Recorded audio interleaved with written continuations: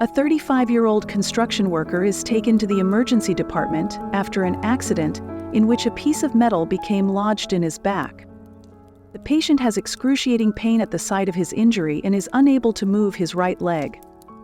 In the emergency department, neurologic examination reveals paralysis of the right leg, ipsilateral hyperactive patellar reflex, and a positive Babinski sign. The patellar reflex refers to a kicking-like motion produced by the extension of the knee joint upon stimulation of the patellar tendon.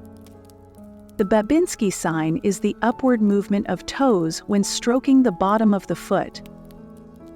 The hyperactive patellar reflex and positive Babinski sign are indicative of dysfunction of the corticospinal tract, that is, damage to the motor neurons that transmit signals from brain to spinal cord. The patient can move his left leg without difficulty and has a normal patellar reflex and no Babinski sign. However, sensory testing reveals loss of temperature and pinprick sensation on the left leg up to the navel, and loss of vibration sensation on the right leg up to the navel. What is the most likely diagnosis? The diagnosis is Brown-Séquard syndrome due to a hemisection of the spinal cord. Using figure on the right, the characteristics of Brown-Séquard can be exemplified as follows. Label 1 shows the region where the injury occurred in the patient. At the level of injury, the patient will have ipsilateral segmental loss of all sensation due to destruction of the dorsal horn of the spinal cord, and lower motor neuron signs such as flaccid paralysis due to destruction of the anterior horn of the spinal cord. Label 2 shows the distribution of ipsilateral region to injury. The patient will have upper motor neuron lesion signs, such as spastic paralysis, due to damaged corticospinal tract below the level of the injury. The patients will also have ipsilateral loss of proprioception, vibration, and light touch sensation below level of lesion due to dorsal column damage. Label 3 shows the distribution of contralateral region, where the patient will have loss of pain and temperature sensation due to damaged spinothalamic tract.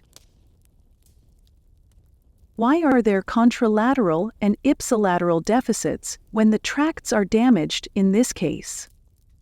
The upper motor neuron deficits are due to damage to the lateral corticospinal tract, which carries motor fibers from the cortex that have desiccated in the pyramids.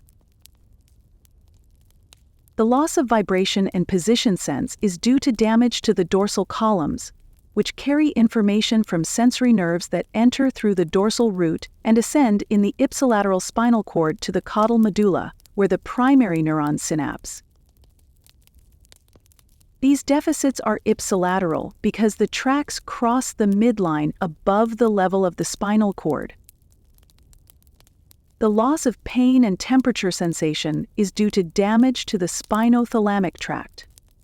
The sensory fibers that carry pain and temperature enter the spinal cord through the dorsal root and synapse in the dorsal horn. The fibers then cross midline, within 1 or 2 levels, via the anterior commissure to ascend in the spinothalamic tract to the ventral posterolateral nucleus of the thalamus, and ultimately to the primary sensory cortex. At what level is the lesion located? The loss of sensation up to the navel suggests that the lesion is near T10, because the dermatome that includes the navel is supplied by T10. Other dermatomes that involve a landmark on the body include T4 for the nipple, T7 for xiphoid process, and L1 for inguinal ligament. If the lesion were above T1, how would the presentation differ?